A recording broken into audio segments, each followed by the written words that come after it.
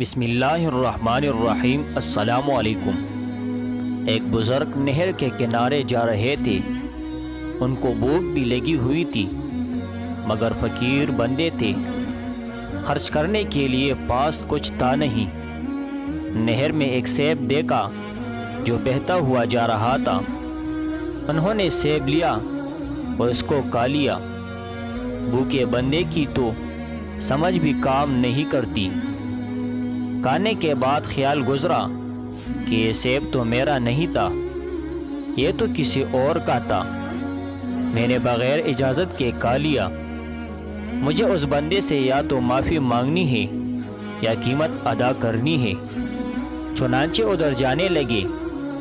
آگے کچھ دور جانے کے بعد دیکھا کہ ایک باغ ہے جدھر سے پانی آ رہا تھا، جس میں سیب کے درخت ہے۔ سمجھ گئے یہاں سے گرا ہوگا۔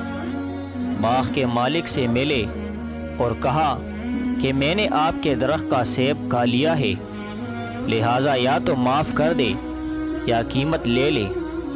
اس نے کہا معاف تو میں نہیں کرتا، ہاں قیمت ادا کر دو۔ کہنے لگی جو بھی قیمت ہوگی مزدوری کر کے دے دوں گا۔ اس نے کہا میری ایک بیٹی ہے، گونگی ہے زبان سے، آنکھوں سے اندھی ہے، کانوں سے بہری ہے، پاؤں سے لولی لنگڑی ہے، لہٰذا اس کے ساتھ تم نکاح کرو اور ساری زندگی اس کی خدمت کرو، اس کو خوش رکھو، یہ قیمت دینی پڑے گی۔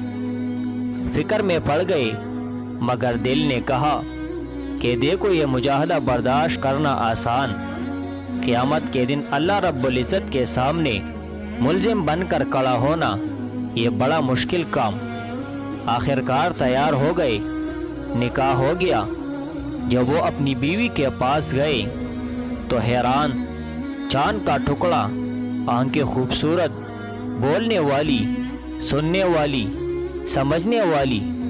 حیران ہو کر اس سے پوچھا کہ تم اپنے باپ کی ایک ہی بیٹی ہو یا کوئی اور بھی تمہاری بہن ہے؟ اس نے کہا میں ایک ہی بیٹی ہوں۔ خیر رات گزر گئی۔ اگلے دن سسر سے ملاقات ہوئی۔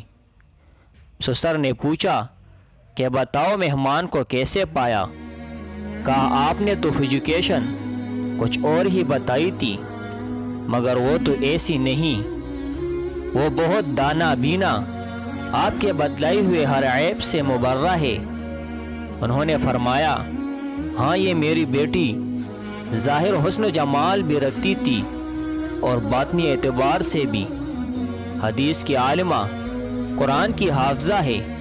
میں چاہتا تھا اس کے لیے کوئی ایسا خاوند ڈھونڈوں کہ جس کے دل میں اللہ کا خوف ہو، کیونکہ جس کے دل میں خوف خدا نہ ہو وہ بیوی کے حقوق صحیح ادا نہیں کر سکتا۔ اسی لیے سورہ نساء پڑھ کر دیکھیے، ہر دوسری چوتھی آیت میں اتقوا اللہ ہے، کیونکہ اللہ تعالیٰ جانتے ہیں کہ جب تک اللہ تعالیٰ کا خوف دل میں پیدا نہیں کریں گے وہ دوسروں کے حقوق کو صحیح ادا نہیں کر سکیں گے۔ تو میں چاہتا تھا کہ کوئی ایسا بندہ ملتا۔ جب تم نے ایک سیب کی وجہ سے معافی مانگی تو میں نے کہا اس کے دل میں خوف خدا ہے، اس لیے میں نے اپنی بیٹی کے لیے تمہیں خاوند کے طور پر تجویز کیا۔ دونوں ساتھ رہنے لگے۔ اللہ رب العزت نے انہیں بیٹا دیا جس کا نام انہوں نے نعمان رکھا۔ یہ نعمان بڑا ہو کر امام اعظم ابو حنیفہ رحمۃ اللہ علیہ ہوئے۔